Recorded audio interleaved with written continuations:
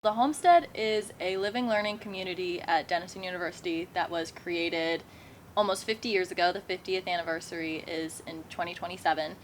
And it's a place that fosters community and sustainable living practices and really, really awesome people to be able to live together on an off-campus option at Denison. The only off-campus option at Denison. But it's behind the recycling plant, and there's a big, long dirt slash gravel road that leads up to a sign that says "We," which was made by a artist years and years and years ago, and it like symbolizes the community and the "we" aspect of what the homestead is. And then there's a big field which always is like crawling with creatures and deer, and there's turkey sometimes, and groundhogs, and little bunnies, and stray cats sometimes. And then you eventually turn the corner, and there's the homestead, and there's a tool shed, and the garden, and Bob, which I mentioned earlier, is like our communal space, and then the two living buildings, which are Atlas and Phoenix, as well as Cabin 1, which was one of the original homestead buildings, but it's not up to living standards. You wouldn't want to live in there. So yeah, and then there's a whole bunch of trees and land and all the good stuff surrounding it, and the stars are really awesome, and there's no light pollution, and it's pretty good. And that walk in the morning is a really great start. Gets your heart going, gets your mind going. You can think stuff out. Definitely keeps the serotonin up. Just seeing green, just seeing the color green, and bees and flowers and deer and the orchard and all the little artifacts down the hill. The road sign with bullets shot up in it, 72 calibers, like real big holes. The chicken coop, grass overgrowing. The groundhog that lives across down the hole right over there in front of my room. I see him every morning. Little shitter. The 50 stink bugs. You can kind of see them up there. There's not too many right now, but they always go up by those windows.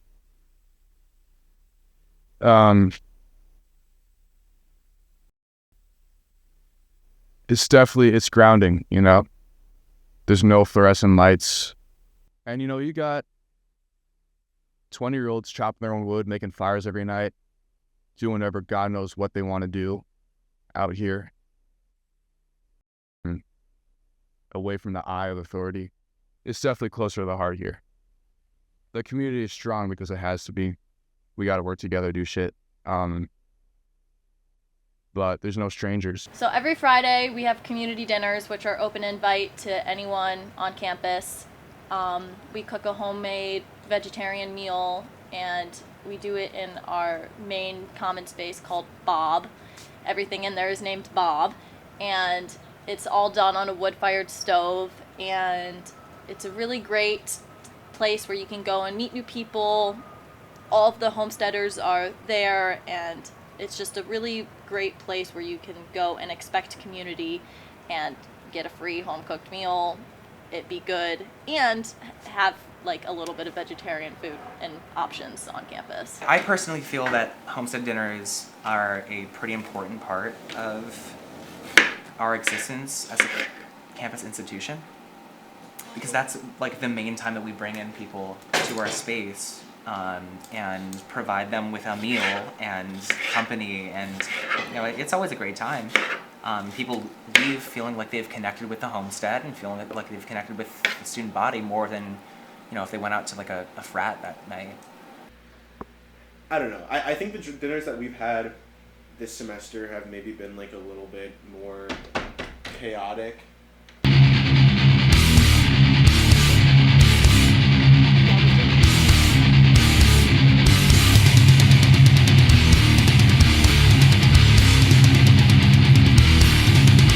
We definitely communicate pretty well. I think the real issue is academics.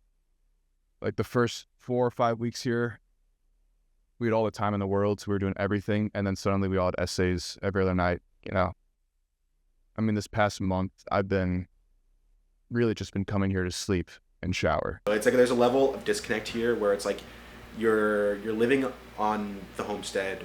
You're doing like a lot of the tasks that are usually done for you, but you're still going to Denison University. You're still probably a decently wealthy college kid, and like I think a lot of people still see this as like dorm life. I mean, we have no water pressure, and no one's taking the liberty to do their dishes anymore. So for a good month, there's just a rotting pile of them, and it just smelled like mold all the time, and we had some mice and shit. And I was just kind of done. You know, I had my own shit going on.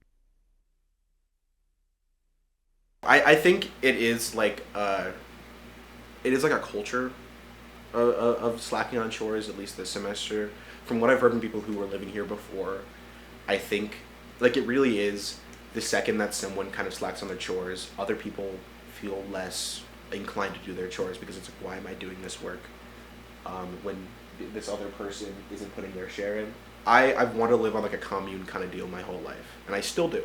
And I think it's the best way for a person to live. I think we're social creatures, and I think we need to live socially. But if this semester taught me anything, it's that it is very hard for people to do very easy tasks, which sucks. Over last summer, there was a new person who was supposed to be looking over the homestead, and she neglected to do so in a decent manner. That's what I'll say. And that led to all the chickens starving to death, and the cats who lived here being locked in one of the dorm halls. I think it was Atlas. You know, a couple weeks later, some people came out here to check out the homestead with a reimagining project. And, you know, they came back to a bunch of dead chickens and a bunch of cat piss in Atlas, or Bob, or whatever it was. And they said, oh, the students must have done this. And I honestly don't know why we got blamed. I guess I wasn't there at the time, but they took the cats from us. They put them up for adoption. We've not been able to get them back.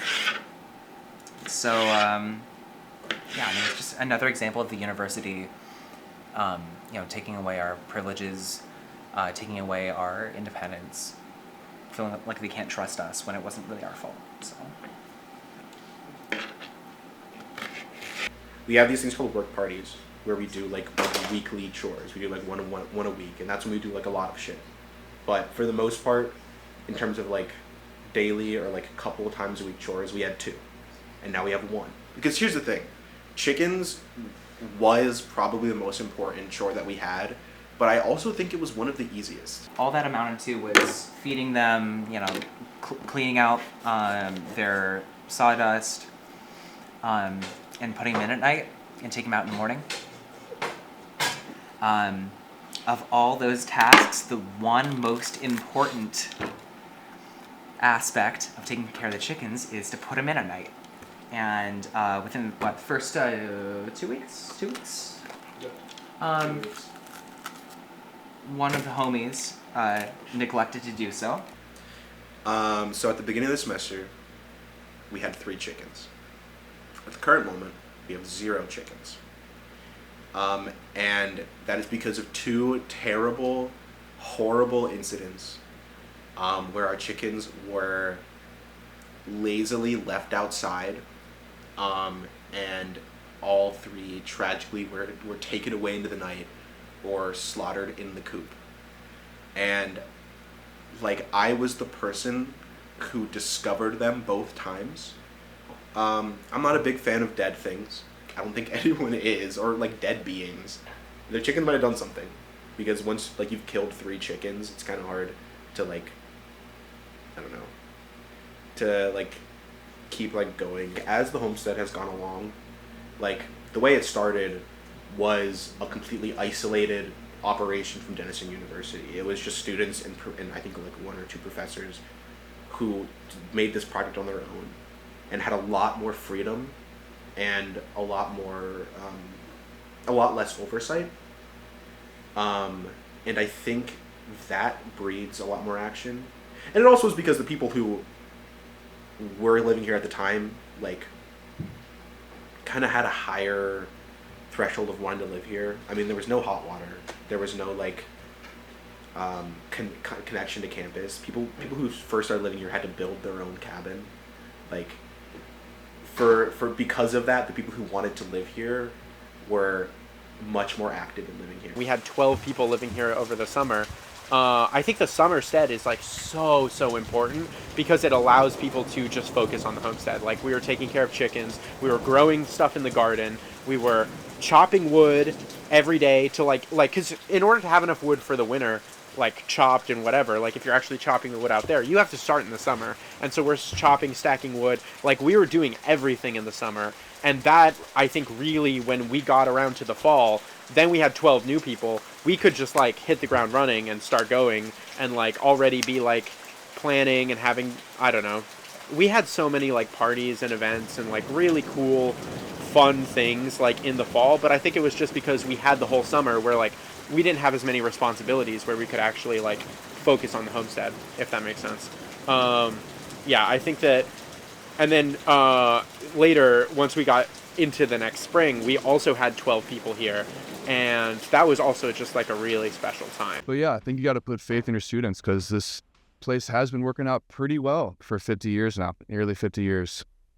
And it's just marginally getting better every year. It's definitely grown very far away from sustainability.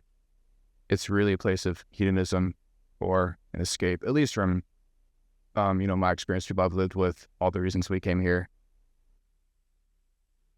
And I think as time has gone on, as we've become more and more connected with campus, and as a lot of that requirement has gone away, I mean, like even I moved here, like, I mean, I'm interested in sustainability. I think the Homestead's mission is an important mission, and I agree with it. But like at the end of the day, I moved here because like I think it's pretty out here, and that comes with a lot less drive to make change than it did originally. I do want to talk about the sustainability of this place. Wood burning is actually the most carbon inefficient way of like getting any type of energy. So technically speaking, this place is extremely unsustainable. You know, I'd say it's probably 40, 50 acres. And they cut down 20 of them to put in this solar field, which I get that it's for a good cause, but, you know, I mean, if you walk out there, there are, you know, hundreds of trees that have been cut down, just completely leveled the space. There's, like, not even grass growing in there from the machines they use to dig everything up. I mean, it's just heartbreaking to see as someone who considers themselves like an environmentalist. Like, you know, do the ends always justify the means? I don't know. I mean, it's just hard for me not to think about the like ecological damage that has done. And I get that the alternative, you know, natural gas or coal or whatever, you know, that would also be ecologically bad. It would be ecologically worse, but you know. It's a little bit different when it's like in your backyard. I mean, they got to cut a lot of trees. That's really unfortunate. It was devastating how much they cut down. There's just a lot of animals in that area. And it was pretty unprecedented to us, especially, you know, even Tom Henshaw, who was kind of leading the projects. At least he was the one facilitating our knowledge of it. And he had no idea that was happening. But it is the largest solar panel of any Ohio school. It's a big deal for Denison. It is hard, like getting up and being like, oh, I have to do Earl, and then walking out and seeing like 20 acres of trees cut down. And I'm not even like against the project because, I don't know, we've had conversations with a lot of people, and it is a useful project, and like that specific land that has been cut down is like the energy like maximizing place to put solar panels at Denison's campus. Like there is a reason why they didn't just use the field, and like it is going to potentially provide Denison a lot of like green energy, but I don't know, it feels like Denison is currently involved in a lot of like rush development. No, I mean, the current plan for the Homestead is that by my senior year, so 2027, it's going to be completely shut down. They're doing it for its 50th anniversary. They're sunsetting it. So the homestead is not in itself, like, how we see it and how we have it on our campus now is sunsetting is the term they have chosen to use. But that does not mean we don't know what the future like implications are for the homestead, so we don't know if it will still be a residential space, if it will turn into like a eco hub, community living area. Like, we just don't know. I don't even know all the possible options. It will not be the same as it was at all, because the current thought, from what I've heard, is that they're going to be putting in like almost like a neighborhood, like several different houses that are focused on like sustainable living, but effectively they're still going to be dorms. So I think that's an exciting prospect. I just don't think that they should shut down the homestead in general, you know? We've been told many times by like everyone involved that we don't really have a say. Like, everything that's going to happen is going to happen because the administration decides that it needed to happen, and it's because that was probably like the most economic decision. But I don't know. I do think people here care about this place, at least in some like theoretical way, and I do think they'd be willing to like put in work to make sure that like no matter what the administration decides, we've at least like made it known what we would like to happen, because that's really all we can do. So the institution of Denison is definitely interfering with the homestead. They provide us with a lot of support in a lot of ways, but ultimately Denison is headed down a path of more control. Control of what students do in their day-to-day life. I mean, you see it in how clubs manage their stuff. You see it with the party scene. Everything is regulated. I mean, the homestead is just the last bastion of that. I mean, you know, we're given a lot more freedom than other res halls, but that doesn't mean that we have the same liberties as people did in, let's say, you know, the 90s. If you get enough people out here that are actually committed to, you know, seeing this space stay as it is and stay independent from Denison, you know, that would be great. But ultimately, people don't have the money, people have other stuff going on. Most people are ultimately too apathetic to the homestead. I mean, we're seeing numbers go down. You know, this semester we have 8 people living here. Next semester we'll have 6. They're struggling to even find people this semester. I don't know how the campus is going to shift. A big issue right now is that there's not much like news and awareness about the homestead through like an administrative perspective to prospective students and current students. So this has kind of like stirred, like made ripples in the water, which has made more people like know and find out about the homestead in itself. So I think just knowing that it's going to disappear will in itself be an interesting shift to how it's viewed on campus. Shutting down the homestead actually has a wider, huge negative effect on Denison culture in the first place, because I think that people who are interested in sustainability and art and I don't know, just the challenges of like being alive or thinking about how we can exist in the environment in a communal way where we like love each other. Like, I think those are really difficult questions, and the only way you can actually learn that is by experiencing it firsthand. And I think that the like living here, like I said earlier, is like an amazing privilege that it is incredibly sad that Denison students won't get to do. But I think that the negative ripple effect will only I think kind of make it more difficult for people to think critically, challenge themselves, experience new things, have conversations that might be difficult, like all of that stuff. All that stuff I think is like really lumped together.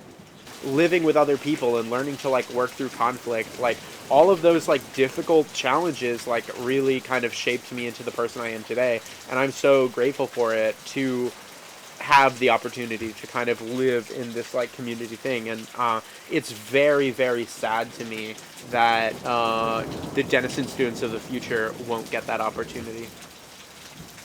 Never go